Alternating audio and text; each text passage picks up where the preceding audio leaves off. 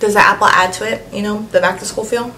Hello, my wonderful friends of the internet. My name is Jordan Hisae, and today I'm going to do a back to school study tips video because I consider myself a pretty grade A student. I got really good grades in high school, took really hard classes, so I'm here to share with you all of my study tips. So get ready to get schooled.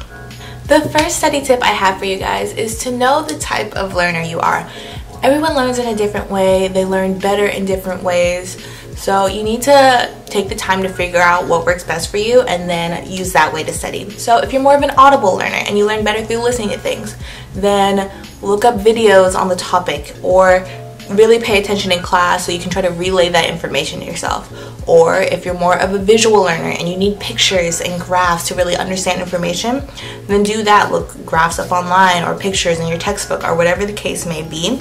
If you're someone who's more of a physical learner, I like to call it, or that's the type of learner I am, I learn best from writing stuff down, which kind of helps me reiterate the information to myself. So I'm really big on note cards or just rewriting my notes, and that really helps me process information. So figure out what type of learner you are, and then through there you will find your best study tips.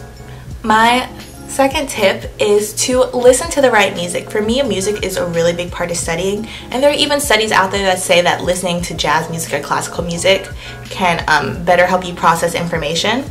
So when I'm doing more creative writing, I usually like to listen to classical music, or sometimes I need no music at all. If I'm really trying to hammer it and finish an essay super quickly that I already know most of the information, it's just relaying it onto a paper, then usually I'll listen to hip hop or something really upbeat that gets me typing super fast. So I think listening to the right information while you're doing a specific type of studying can really be helpful.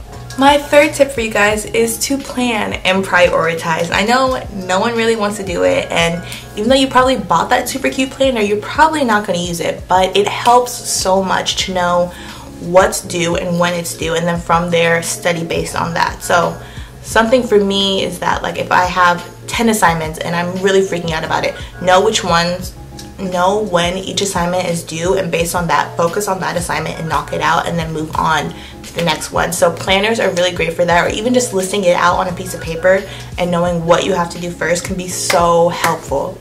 My next tip is to use note cards. Now I know not everyone is super big on note cards, but I love note cards. They're a really quick way to just try to jog your memory and see how well you know the information. They're really great because they're super small. You can take them anywhere with you. You can whip them out right before test and just go over the information and quiz yourself. You can have someone else quiz you. So note cards are really helpful to just kind of like re-jog your memory super quickly, and I highly recommend them.